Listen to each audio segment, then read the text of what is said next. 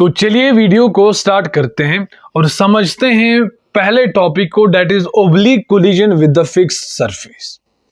समझते हैं, देख लो बात को। ये हमारे पास एक फिक्स्ड सरफेस है, एक फिक्स्ड सरफेस है और ये फिक्स्ड सरफेस स्मूथ है, यानी कि फ्रिक्शन लेस है।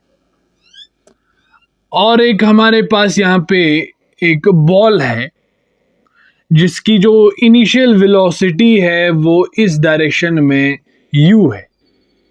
ये जो इसकी इनिशियल वेलोसिटी u है, ये वर्टिकल के साथ थीटा एंगल बना रही है। तो इस u के मैंने दो कंपोनेंट्स लिए, एक इस डायरेक्शन में, दूसरा इस डायरेक्शन में। ये रहा हमारा u cos थीटा और ये रहा हमारा u sin थीटा। तो ये जो बॉल आपको दिख रही है, ये इस वेलोसिटी से आगे भी चलेगी, इस वेलोसिटी से नीचे भी आएगी, फाइनली ये चलेगी तो इस डायरेक्शन में।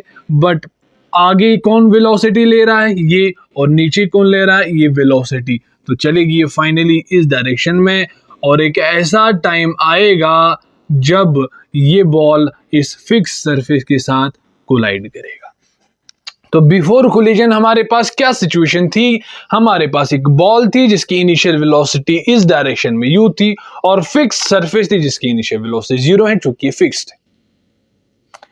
अब यहाँ पे जैसे ही इसके साथ कोलाइड करता है, उसको मैं यहाँ पे बना रहा हूं। अब मैं आया ड्यूरिंग कोलिजन के फेज में। अब ड्यूरिंग कोलिजन में यहाँ पे नहीं बना रहा हूं, ड्यूरिंग कोलिजन को मैं दिखा रहा हूं यहाँ पे। अब जो ड्यूरिंग कोलिजन है ना, उसको भी मैं दो पार्ट्स में तोड़ूंगा। एक तो इनिशियल सिचुएशन, यानी जैसे ही इसके साथ टकरागी, ड्यूरिंग कोलिजन का इनिशियल सिचुएशन, और टकराने वकराने के बाद उसके साथ उसकी वेलोसिटी चेंज होने के बाद final situation of the during collision में बनाने जा रहा हूं। समझ में आएगा धीरे धीरे। यानी पहले मैं बना रहा हूं initial situation, initial situation of during collision. During collision की इनिशियल सिचुएशन क्या थी? जैसे ही ये इसके साथ टकराएगा, देखो ये हमारे पास एक फिक्स सरफेस है और हमारे पास ये रही बॉल। इस बॉल के पास इस डायरेक्शन में u cos थीटा वेलोसिटी थी और इस डायरेक्शन में u sin थीटा वेलोसिटी थी। ठीक है, अब ध्यान से देखो, यहां पे अगर मैं आपसे कहूं कि लाइन ऑफ कोलिजन बता दो, आप कहोगे दो बॉडीज हैं यहाँ पे, एक तो एक बॉल है, दूसरी एक फिक्स सरफेस है। अगर मैं आपसे कहूं कि फिक्स सरफेस जो है वो उसका टेंजेंट बता दो आपको, ये तो लाइन है, लाइन की टेंजेंट तो होती नहीं। तो यहाँ पे एक सर्कल है, इसकी टेंजेंट क्या है? Fix surface. तो यहाँ पे कॉमन टेंजेंट बनी क्या? यही फिक्स सरफेस यहाँ पे कॉमन टेंजेंट है। इस कॉमन टेंजेंट के परपेंडिकुलर और इस जो हमारे पास बॉडी है इसके सेंटर से निकलती हुई लाइन, वही हमारे पास एक क्या होगी? वही हमारे पास लाइन ऑफ कोलिजन होगी। ये हमारे पास लाइन ऑफ कोलिजन है जो कि दोनों के परपेंडिकुलर और इसके यानी कॉमन टेंजेंट के परपेंडिकुलर और इसके सेंटर से निकलती हुई लाइन है, वही हमारे पास लाइन ऑफ कोलिजन है। अगर आप देखोगे जो नेट वेलोसिटी है वो लाइन ऑफ कोलिजन के अलोंग नहीं है, एक वेलोसिटी इसके परपेंडिकुलर है। जब भी बॉडीज की net velocity along the line of collision नहीं होती है तो वो कोलिजन क्या होता है? ओब्लिक कोलिजन होता है। और ओब्लिक कोलिजन को हम दो पार्ट्स में ब्रेक करते हैं। आपको मैंने लास्ट वीडियो में बताया, एक पार्ट लेते हैं ये u sin थीटा, ये चेंज होगा ही नहीं, प्लस दूसरा लेते हैं जो कि लाइन ऑफ कोलिजन के अलोंग होता है, यहाँ पे u cos थीटा है। ठीक है, तो इसी को मैंने दो पार्ट्स में ब्रेक किया। अब ध्यान से देखो, अब final situation of during collision क्या होगा? Final situation of during collision बना रहा हूं मैं। Final situation of during collision,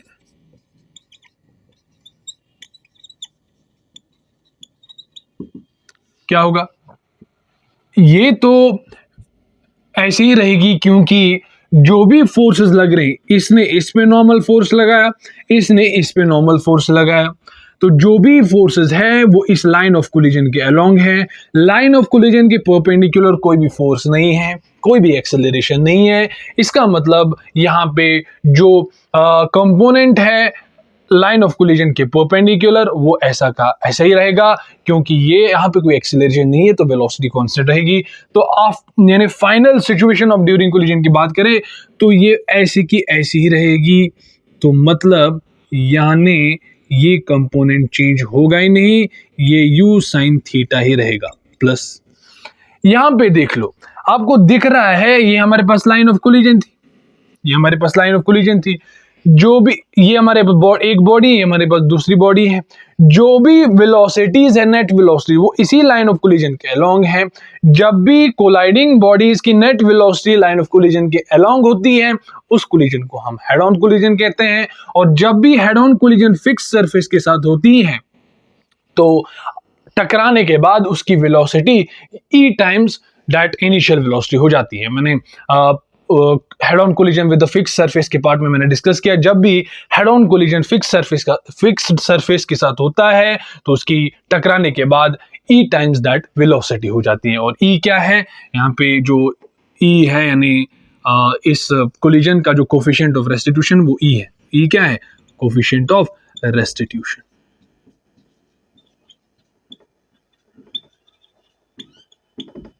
अच्छा, तो यहां पे ये क्या हो जाएगा, टकराने के बाद हमें क्या दिखेगा, टकराने के बाद हमें ऐसा कुछ दिखेगा। ये हमारे पास एक बॉल है, ये टकराने के बाद e टाइम्स दैट वेलोसिटी क्या है, u cos थीटा। तो e u cos थीटा हमारे पास टकराने के बाद। तो फाइनली हमारे पास क्या बना, इन दो को जब मैं मिलाऊंगा तो क्या यहाँ पे मिलेगा कि फाइनली यानी final situation of during collision की बात करें, हमें कुछ ऐसा देखने को मिलेगा। एक कंपोनेंट u sin थीटा और दूसरा कंपोनेंट इस डायरेक्शन में e u cos थीटा। ठीक है, तो जो बॉडी है वो फाइनली किस डायरेक्शन में मूव करेगी, इसका रिजल्टेंट कुछ इस डायरेक्शन में आएगा। यानी फाइनली जो बॉडी है वो इस डायरेक्शन में अब चलना स्टार्ट करेगी। इसको मैं थोड़ा यहां पे लिख लेता हूं, e यहां पे लिख लेता हूं, that is coefficient of restitution. तो फाइनली जो बॉडी है वो इस डायरेक्शन में अब चलना स्टार्ट करेगी। Final situation of during collision, जैसे ही इसके साथ टकराएगी, तो ड्यूरिंग कोलिजन को मैंने दो पार्ट्स में ब्रेक किया, जैसे ही टकराई और टकराने के बाद ऐसा कुछ है, यानी ये अब इस डायरेक्शन में चलना स्टार्ट करेगी। तो फाइनली आपको ऐसा देखने को मिलेगा कि इसकी वेलोसिटी u sin थीटा इस डायरेक्शन में, e u cos थीटा इस डायरेक्शन में।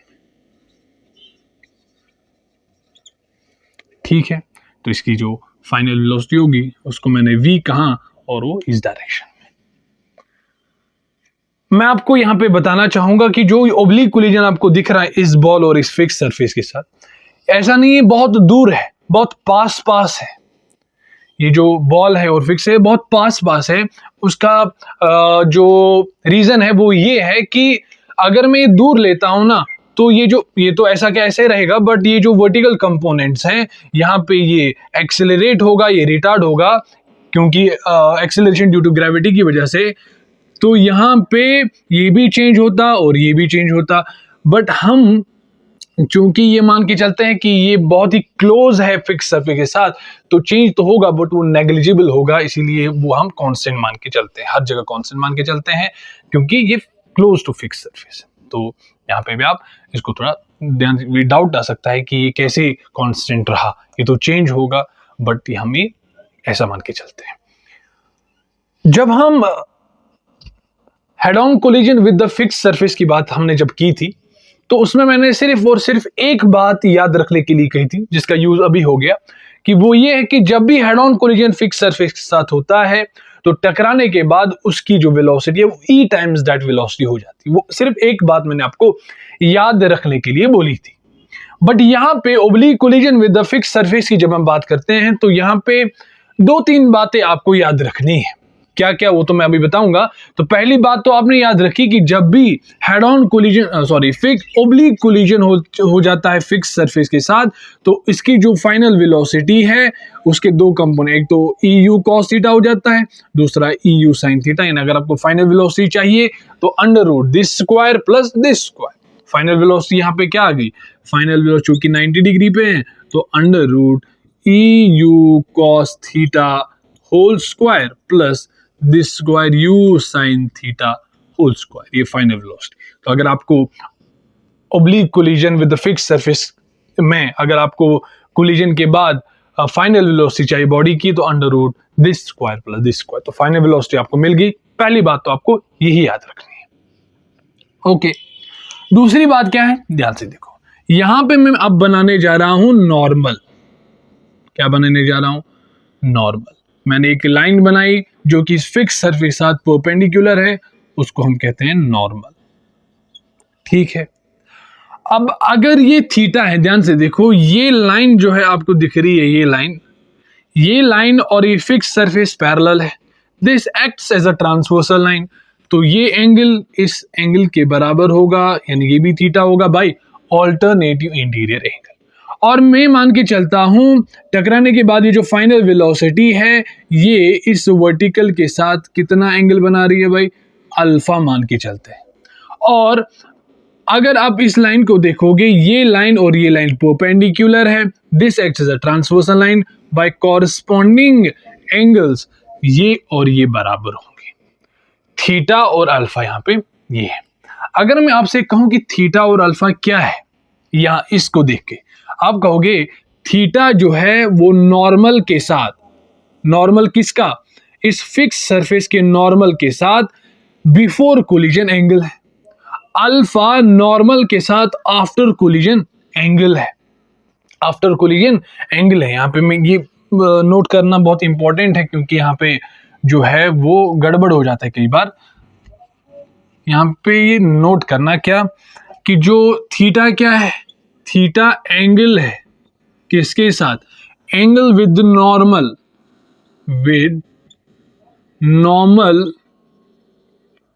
Of fix surface, fix surface के नॉर्मल के साथ एंगल है बट बिफोर कोलिजन।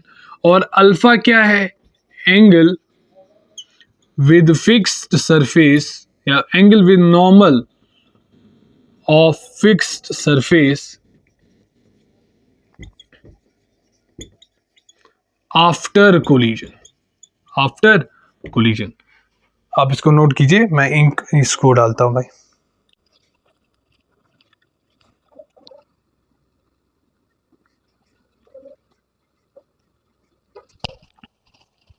हाँ, अब देख लो यहां पे थीटा और अल्फा क्या है, थीटा नॉर्मल के साथ एंगल है, नॉर्मल के साथ फिक्स सरफेस के नॉर्मल के साथ एंगल है before collision, alpha after collision, फिर नॉर्मल और फिक्स सरफेस के साथ कोलिजन एंगल है। ठीक है, अब यहां पे हमें थीटा तो गिवन होगा, हमें अल्फा निकालना है। अल्फा क्या है, अल्फा या तो आप ऐसा कहो कि अल्फा नॉर्मल के साथ आफ्टर कोलिजन एंगल है, या आप इसको कह सकते हो एंगल ऑफ रिबाउंड, यानी जो बॉल है वो इस एंगल के साथ रिबाउंड कर जाती है। ठीक है ना, ये एंगल हमें निकालना है। कैसे निकालेंगे, जरा इस ट्रायंगल को देखिए भाई, ये जो आपको दिख रहा है ये ट्रायंगल को जरा देखिए। इसमें अगर मैं tan अल्फा लगाता हूं, इसको मैं मिटा रहा हूं, इस ट्रायंगल में अगर मैं tan अल्फा लगाता हूं, tan अल्फा किसके बराबर होगा, this divided by this perpendicular upon base, perpendicular इसके बराबर होगा यानी u sin theta divided by base that is EU cos theta. u गया, sin theta upon cos theta is tan theta divided by E तो था ही। तो tan alpha is equal to tan theta upon E। ये वो दूसरी बात है जो आपको याद रखनी है, यानी रिलेशन है, इस अल्फा और थीटा के बीच में रिलेशन है। tan alpha is equal tan theta upon E। और चूंकि ई जो है वो लेस और इक्वल टू 1 होता है, जो अल्फा है यानी एंगल ऑफ रिबाउंड जो है वो हमेशा ग्रेटर और इक्वल टू थीटा होता है। ये भी आपको याद रखना है। यानी कुल मिला के आपको 3 बातें याद रखनी है। एक तो आफ्टर कोलिजन इसके कंपोनेंट्स क्या होते हैं, यू कॉस थीटा और यू साइन थीटा। और दूसरी बात आपको याद रखनी है tan alpha is equal to tan theta upon e. और तीसरी बात आपको याद रखनी है जो अल्फा है वो हमेशा ग्रेटर और इक्वल टू थीटा होता है। इक्वल कब हो जाता है, जब ई 1 के बराबर हो। जब ई 1 के बराबर होगा तो tan अल्फा tan थीटा यानी अल्फा थीटा के बराबर होगा। ठीक है ना। जब ई 1 के बराबर होता है तो जिस एंगल से ये इसके साथ टकरा जाती है उसी एंगल के साथ मतलब उसी एंगल पे ये रिबाउंड कर जाती है। ठीक है ना। तो कब होता है, जब ई 1 के बराबर होता है। तो कुल मिला के 2-3 बातें आपको याद रखनी है। बस आप ये याद रखो तो oblique collision with fix surface में जो भी क्वेश्चन आ जाए वो आप खटाक से करोगे। अब मैं 1-2 एग्जांपल्स आपके साथ मतलब आपको देता हूं, उसके बाद हम अच्छे लेवल के क्वेश्चन पे चलते हैं। इसको आप नोट कीजिए।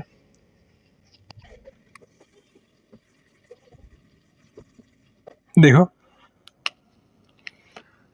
एग्जाम्पल नंबर 1, ये एक फिक्स सरफेस है और ये हमारे पास एक बॉल है जिसकी इनिशियल वेलोसिटी u है। और ये जब मैं नॉर्मल बनाता हूँ ये इसके साथ 30 डिग्री बना रहा है और जाने के बाद ये किसी v वेलोसिटी से निकलती है और ये जो एंगल आपको दिख रहा है ये 60 डिग्री है। आपको क्या करना है, find value of e. Find value of e, e मतलब कोफिशिएंट ऑफ रेस्टिट्यूशन आपको निकालना है। कैसे करोगे, देखो टकराने से पहले normal of the fix surface के साथ एंगल है, टकराने के बाद normal of the fix surface के साथ एंगल है। यानी आपको थीटा भी गिवन है और अल्फा भी गिवन है। अल्फा और थीटा के बीच में मैंने अभी आपको रिलेशन बताया। क्या रिलेशन था, tan alpha is equal to tan theta upon e. क्या अल्फा गिवन है, हाँ, तो tan 60 degree is equal to theta given है tan 30 degree divided by e. तो ई की वैल्यू यहाँ पे निकल के आएगी। tan 60 डिग्री किसके बराबर होता है, √3 के बराबर होता है। tan 30 1/√3 के बराबर होता है। ई तो था ही, तो इसका मतलब ई जो है वो 1/3 के बराबर आ गया। ई की वैल्यू हमारे पास 1/3 वैल्यू आ गई। दूसरी एग्जांपल पे चलते हैं। मान लो हमारे पास एक इंक्लाइन है जिसका जो एंगल ऑफ इंक्लिनेशन है वो है 30 डिग्री। एक बॉल आती है यहां से, वो वर्टिकली आ जाती है और इसके साथ टकरा जाती है और टकराने के बाद वो हॉरिजॉन्टल हो जाती है। क्या हो जाती है, हॉरिजॉन्टल। पहले वर्टिकल हो जाती, पहले वर्टिकली आती है फिर हॉरिजॉन्टली जाती है। वाह, वर्टिकल पहले आती है फिर हॉरिजॉन्टली जाती है। आपको इसमें भी find the value of e, find the value of e. इसमें भी आपको ई की वैल्यू फाइंड आउट करनी है। कैसे करोगे, इसको जरा ट्राई करो भाई।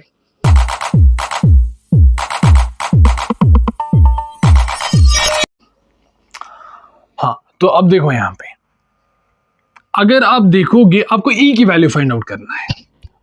अगर आप देखोगे ना, जब ये इसके साथ टकराएगी और ये पहले वर्टिकल हो जाता है और फिर हॉरिजॉन्टल हो जाता है। कैसे करोगे, ध्यान से देखो। मैं ये जो फिक्स्ड सरफेस है यहाँ पे मैं नॉर्मल बनाने जा रहा हूँ। क्या बनाने जा रहा हूँ, नॉर्मल। ये क्या है, नॉर्मल। अगर ये 30 डिग्री है, ध्यान से देखो, ये और ये जो है ये लाइन, ये और ये पैरेलल है। This acts as a transversal line. अगर ये 30 डिग्री है तो ये भी 30 डिग्री होगा, और चूंकि ये 90 डिग्री है तो ये 60 डिग्री होगा। और फिर से ये 90 डिग्री है, ये वर्टिकल था हॉरिजॉन्टल, तो ये 90 डिग्री है, ये फिर से 30 डिग्री होगा। ध्यान से देखो, ये बॉल इस फिक्स सरफेस के साथ 30 डिग्री बनाती है normal of the fix surface के साथ, और टकराने के बाद normal of the fix surface के साथ 60 डिग्री एंगल बनाती है, यानी थीटा 30 डिग्री है, अल्फा 60 डिग्री है। फिर से वही relation, tan alpha is equal to tan theta upon E. Alpha यहाँ पे वही है अल्फा यहाँ पे 60 डिग्री है, इज इक्वल टू थीटा यहाँ पे tan 30 डिग्री है डिवाइडेड बाई ई। ये तो शायद यही रिलेशन बना tan, तो यहाँ पे ई की वैल्यू फिर से 1/3 आएगी। ये इसका आंसर है। अच्छा क्वेश्चन था। बेसिकली एक इंक्लाइन था जो कि फिक्स्ड है, एंगल ऑफ इंक्लिनेशन 30 डिग्री है। एक बॉल आती है वर्टिकली और टकराने के बाद हॉरिजॉन्टल बन जाती है। मैंने क्या कहा, मैंने ये 30 डिग्री है, ये पैरेलल है तो ये भी 30 डिग्री होगा, ये इसके साथ 90 डिग्री बनाती है, अगर ये 30 है 60 डिग्री होगा, और फिर से ये और ये 90 डिग्री पे है, अगर ये 60 है तो ये 30 डिग्री होगा। तो मुझे थीटा मिला, अल्फा मिला, ये रिलेशन यूज किया तो ई निकल के आया। इसको नोट कीजिए। अब हम एक और क्वेश्चन कर लेते हैं और इस एग्जाम्पल को देखते हैं। क्वेश्चन है कि एक सरफेस है और एक बॉल है। इस बॉल को 45 डिग्री पे 4√2 मीटर पर सेकेंड वेलोसिटी से प्रोजेक्ट किया जा रहा है। तो क्या होगा, ये जो बॉल है ये इस तरह चलेगी पैराबोला शेप में और यहाँ पे टकराएगी, और जब ये बॉल यहाँ पे टकराएगी तो क्या होगा, फिर से ये टकराने के बाद किसी वेलोसिटी से ऊपर उठेगी। ई की वैल्यू 3/4 है। तो ये मान लो इसकी टकराने के बाद इसकी वेलोसिटी इस डायरेक्शन में हो जाती है और फिर से ये प्रोजेक्टाइल मोशन करेगा और यहाँ पे आ जाएगा कुछ इस तरह से। तो ध्यान से देखो यहाँ पे, ये यहाँ से स्टार्ट किया और इस सरफेस के साथ पहला कोलिजन यहाँ पे होता है, और फिर यहाँ पे उससे उठता है और सरफेस साथ यहाँ पे दूसरा कोलिजन करता है। तो क्वेश्चन क्या है, बॉल को प्रोजेक्ट किया जाता है, आपको क्या फाइंड आउट करना है, velocity of ball just after the second collision. Second collision के जस्ट आफ्टर आपको velocity of the ball find out करना है। ये पहला कोलिजन है और ये सेकंड कोलिजन है। सेकंड कोलिजन के जस्ट आफ्टर आपको क्या निकालना है, velocity. Total time taken for the second collision, यहां से लेकर यहां तक, यानी यहां तक सेकंड कोलिजन तक कितना टोटल टाइम लगा वो आपको कैलकुलेट करना है। डिस्टेंस ऑफ दैट पॉइंट, और यहां से पॉइंट ऑफ प्रोजेक्शन से यहां तक ये डिस्टेंस आपको निकालनी है, ये डिस्टेंस आपको निकालनी है। तो 3 क्वेश्चन है, यानी 3 पार्ट से इस क्वेश्चन के, तो आप ट्राई कीजिए, उसके बाद मैं यहां पे सॉल्व करता हूं।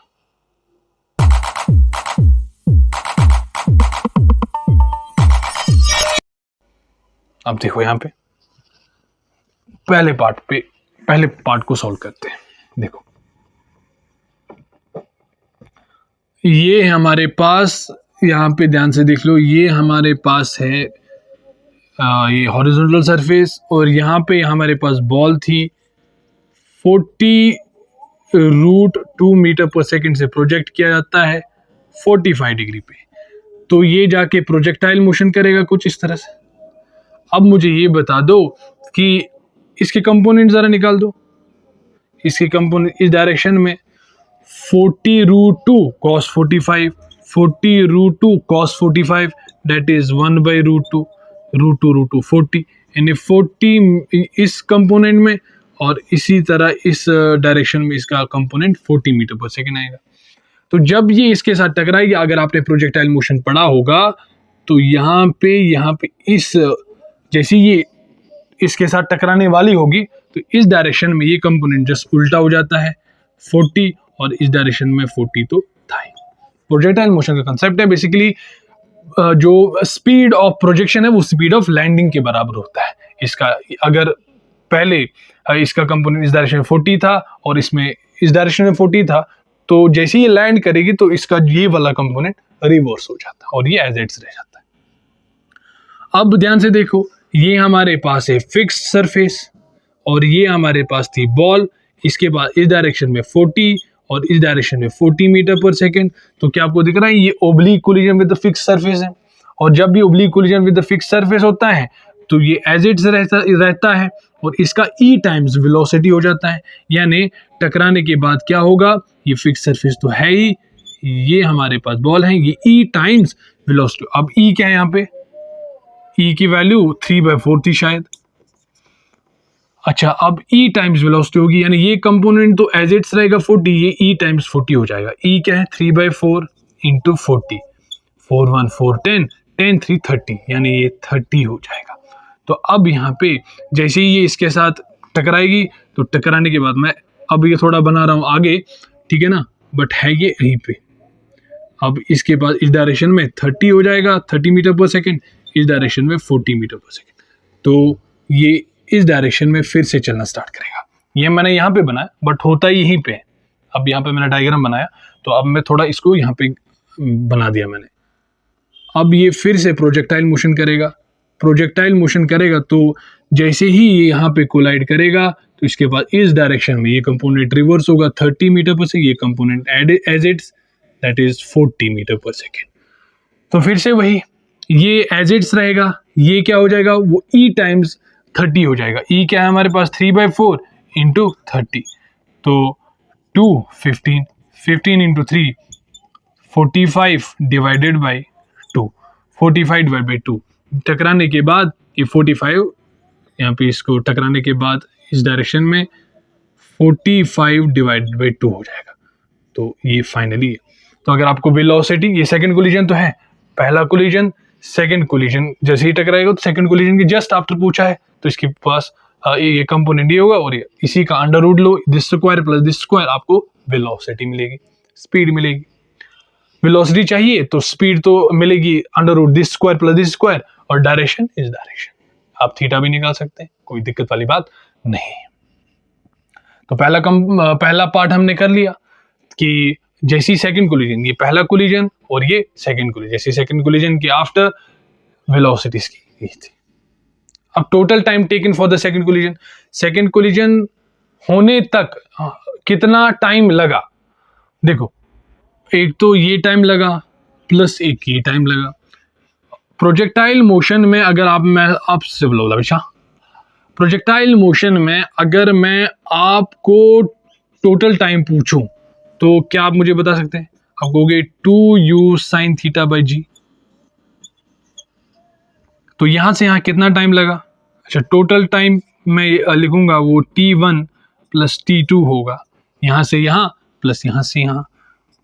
t1 2u cos theta by ji, 2u क्या 40 रूट 2 इंटू साइन थीटा यानी साइन 45, साइन 45 1/√2 होता है, डिवाइडेड बाई जी की वैल्यू 10 ले लो, 10 8 यहाँ पे ये आ गया, प्लस प्लस प्लस t2 यहाँ से यहाँ, तो 2u क्या आ जाएगा, this square plus this square, कितना आ जाएगा ले लो, इसका स्क्वायर क्या हो जाएगा 1600 प्लस इसका स्क्वायर क्या हो जाएगा 900, क्या 2500 हो गया। 2500 का स्क्वायर क्या हो गया, इसको मैं लिख सकता हूँ 50 का स्क्वायर, तो 50 आ गया। तो यहाँ पे 50 इंटू 1/√2 डिवाइडेड बाई 10, ठीक।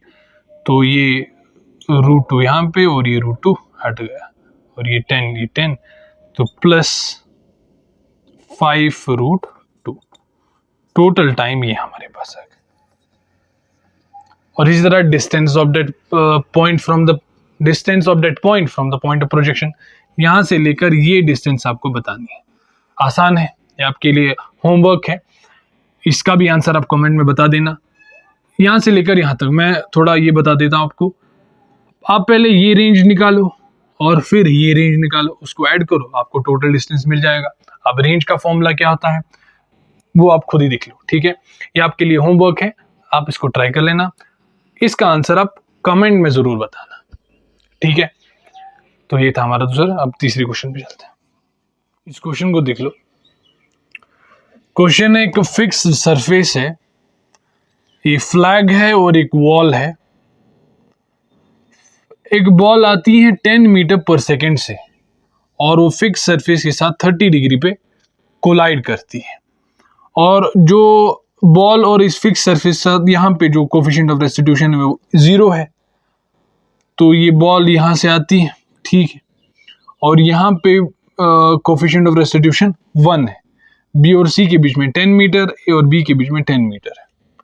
आपको ये बताना है कि ये जो बॉल है वो फ्लैग के साथ कितने टाइम के बाद कोलाइड करेगी, कितने टाइम के बाद कोलाइड करेगी।